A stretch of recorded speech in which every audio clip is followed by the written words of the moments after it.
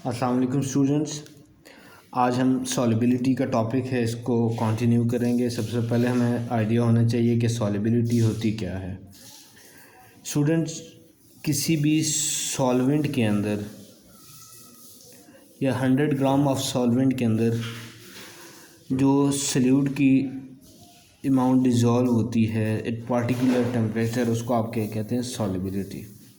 The amount of solutes that dissolve in 100 grams of solvent, कि solute की वो amount जो 100 ग्राम्स ऑफ सॉल्वेंट में डिज़ोल्व होती है at a particular temperature is called as solubility. अच्छा, अब इसकी एग्ज़ाम्पल आप ले लें। आपके पास for example sodium chloride NaCl है, NaCl सॉल्ट है जो आपके पास। Sodium chloride is 100 grams in 100 grams of water at room temperature. अब 100 ग्राम्स ऑफ वाटर के अंदर सोडियम क्लोराइड जो है रूम टेम्परेचर पर कितना डिज़ोल्व होता है? Is 35.7 gram. Similarly thiosulphate in 100 grams of water at 20 centigrade. अब ये कह रहा है कि थायोसल्फेट जो है उसके साथ 20 ग्रेड पर वो कितना होगा। इसी तरह से सोडियम क्लोराइड जो आपके पास है उसको आपने फाइंड आउट किया कि कितना होगा। 100 ग्राम्स ऑफ वाटर में 35.7 ग्राम जो है वो डिज़ोल्व होगा। Prepare saturated solution of sodium chloride in 100 grams of water. Take this solution in a prewet china dish. Place china dish on the burner and heat it slowly till water evaporates completely. Cool china dish and weight it. Calculate the mass of sodium chloride in the dish या in the solution. उसके बाद students हमारे पास अगला topic आ जाता है solubility and solute solvent interaction. ये बहुत इंपॉर्टेंट टॉपिक है, एग्ज़ाम के पॉइंट ऑफ व्यू से भी कंसेप्चुअल क्वेश्चन यहाँ से आते हैं। इसको आपने बहुत अच्छे से प्रिपेयर करना होगा। सबसे पहले आपने इसको समझना होगा कि इसमें कहा क्या रहता है। सॉल्युबिलिटी सल्यूट का इंटरेक्शन जो है, जैसे आप कुछ मैथ्स में पढ़ते हैं कि लाइक साइन प्लस प्लस होता है तो वो एक दूसरे को क्या करते हैं? कैंसिल नहीं करेंगे।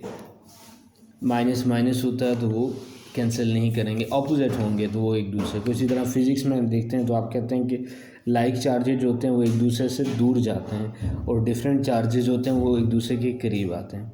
केमिस्ट्री में क्या है कि लाइक डिज़ोल्व लाइक, एक जैसे अगर होंगे तो वो एक दूसरे को डिज़ोल्व करेंगे। अब क्या है आपके पास? मेथनॉल जो है this is the structure for methanol. ये आपके पास मेथनॉल है, इसका स्ट्रक्चर वाटर के साथ इसकी this is methanol.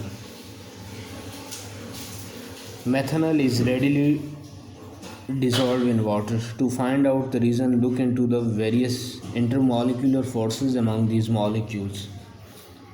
Water molecules are polar. आपको पता है पोलर्स क्या होते हैं कि डिफरेंट पोल एग्जिस्ट करते हैं, एक साइड पॉजिटिव है दूसरा नेगेटिव है। नॉन पोलर दोनों सेम पोलर, या दोनों पॉजिटिव हैं या दोनों नेगेटिव हैं, वो नॉन पोलर्स आ गए आपके पास। Two hydrogen atom bonded to an O atoms are slightly positively charge and O atom has slightly negative charge. Water molecules from hydrogen bonds with one another. Methanol molecules are also polar and exhibit hydrogen bonding.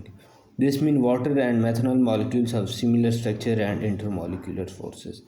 They can form hydrogen bond with each other. Methanol and water are miscible.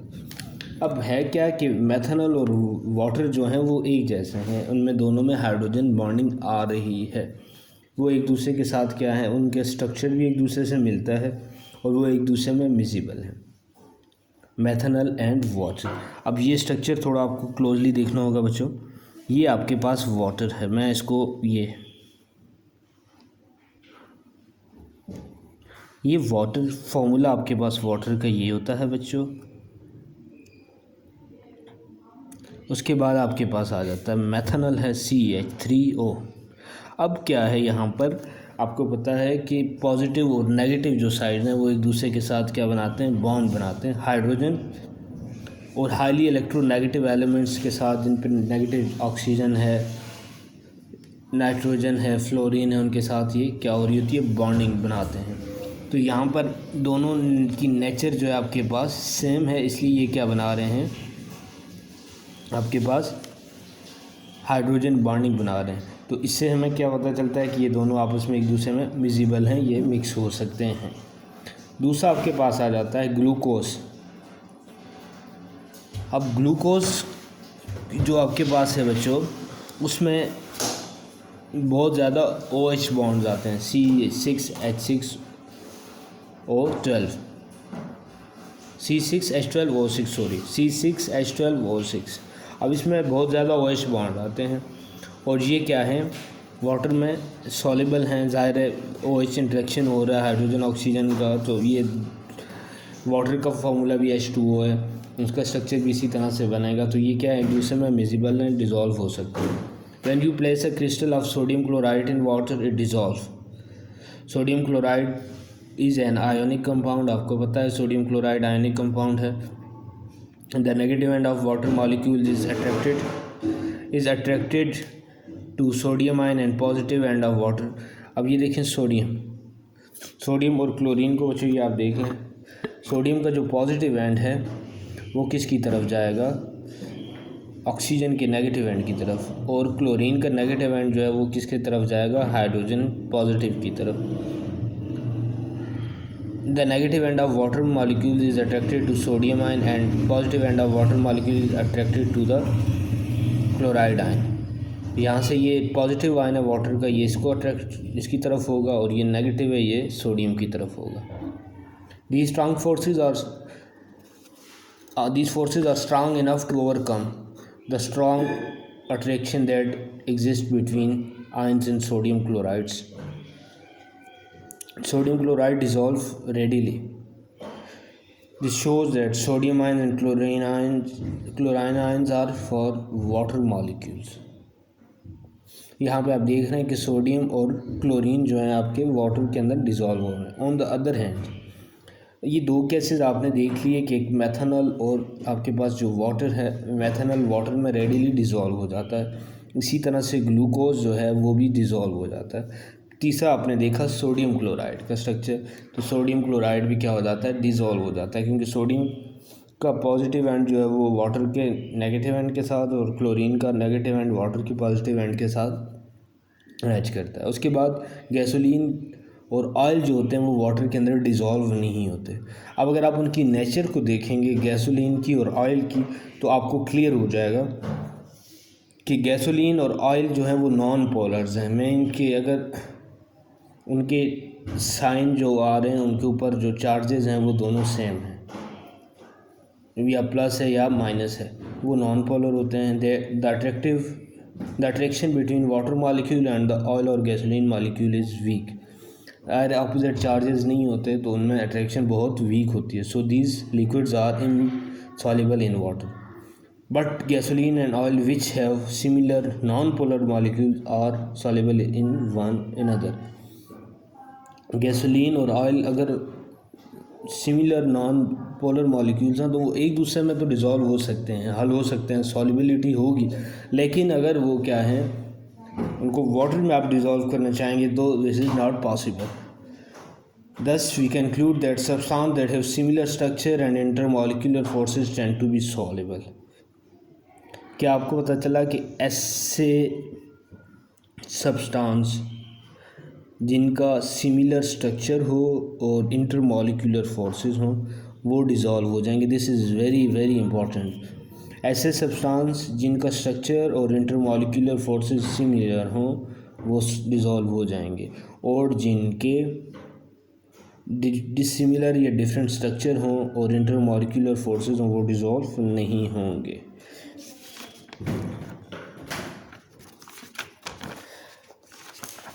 Next है आपके पास students effect of temperature on the solubility, कि solubility पर temperature का क्या effect आता है।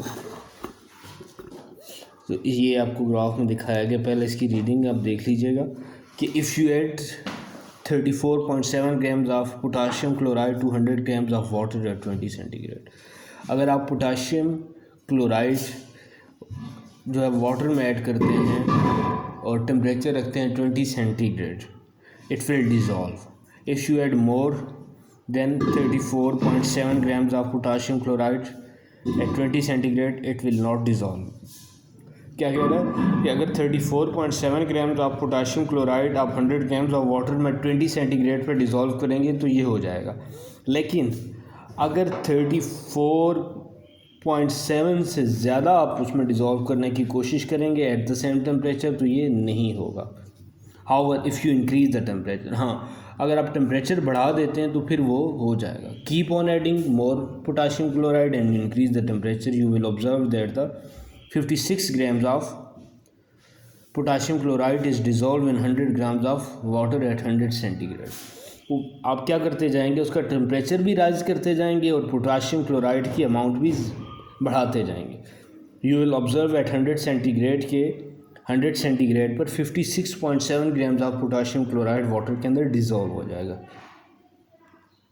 अब क्या होगा कि अगर आप इसका टेम्परेचर डिक्रीज़ करते हैं सोल्यूशन का, when the temperature of the solution is decreased to 20 centigrade, आप क्या करते हैं दोबारा उसको लोअर करते हैं और कहाँ पे लेके आते हैं, इनिशियल स्टेज जहाँ से आपने उसको राइज़ किया था 20 सेंटीग्रेड पर. तो इस पर क्या होगा, 22 grams of potassium chloride will crystal out, वो क्या बन जाएंगे वहाँ पर क्रिस्टल्स की फॉर्म में आ जाएगा. This mean the temperature has a profound effect on the solubility of substance. ज़ाहिर if you vary the temperature, the solubility will also be affected with that change. Note that the solubility of an ionic compound generally increase with increase in temperature. How is the solubility? अब ionic compound के लिए आप एक rule याद रख लें कि जितना आप टेम्परेचर बढ़ाएंगे उतनी solubility ionic compound की बढ़ती जाएगी. However, some solid decrease with temperature. For instance, sodium sulfate decrease with increase in temperature. अब आयोनिक कंपाउंड के लिए तो बात कर ली, लेकिन कुछ सॉलिड्स ऐसे हैं कि अगर आप उनका टेम्परेचर बढ़ाएंगे तो उनकी सॉल्युबिलिटी डिक्रीज़ होती जाएगी. इसकी एग्जांपल आप देख लें, heat water in a beaker, you will see small bubbles form at the side of the beaker before the water boils. आप क्या करें, किसी कंटेनर में कोई डिश है आपके पास, टाइना डिश है या कोई भी यूटेंसिल है जिसमें आप बर्तन है उसमें रख के पानी करें, तो आप देखेंगे कि वाटर की जो सरफेस है उस पर छोटे छोटे बबल्स आपको जो है ना वो नज़र आएंगे ऊपर उसकी. ये 60 और राउंड अबाउट इस टेम्परेचर पर आपको ये चीज़ें नज़र आएंगी कि वाटर के ऊपर जो है वो आपको छोटे छोटे बुलबुले या बबल्स नज़र आएंगे. These bubbles are composed of air since air is less soluble in hot water. अब जितना वाटर का टेम्परेचर हाई होता जाएगा उतनी वो बबल्स ऊपर आते जाएंगे. अब वो क्या है, एयर आपके पास जो वाटर के अंदर डिज़ोल्व नहीं होती at a higher temperature, since air is less soluble in hot water and then in cold water. Air comes out of the water in the form of bubble. This means solubility of air in water decreases with increase in temperature. You might have observed at home aquarium that the fish show sign of stress on a hot day. This is because less oxygen from air dissolve in the warm water. दोबारा मैं इसको repeat किए देता हूँ कि जब आप पानी को बच्चों गर्म करते हैं किसी डिश में तो थोड़ा टेम्परेचर हाई होने के बाद उसकी सरफेस पर बबल अपीयर होना शुरू हो जाता है. ये बेसिक रीज़न इसकी ये होती है कि एयर जो है वो हॉट वाटर में लेस डिज़ोल्व होती है, कम हाल होती है, सारी डिज़ोल्व नहीं होती, इसलिए उसके ऊपर बबल्स बन जाते हैं. इसी तरह से फ़िश एक्वेरियम आपने देखा होगा कि जब घर में कि जब गर्मी ज़्यादा होती है, टेम्परेचर हायर होता है, तो जो फ़िश हैं उसके अंदर वो स्ट्रेस फील करती हैं, उनको सांस लेने में प्रॉब्लम आ रही होती है. वजह क्या होती है कि हॉट वाटर के अंदर ज़्यादा ऑक्सीजन डिज़ोल्व कम हो रही होती है, उनको सांस लेने में दुश्वारी होती है. Thank you so much.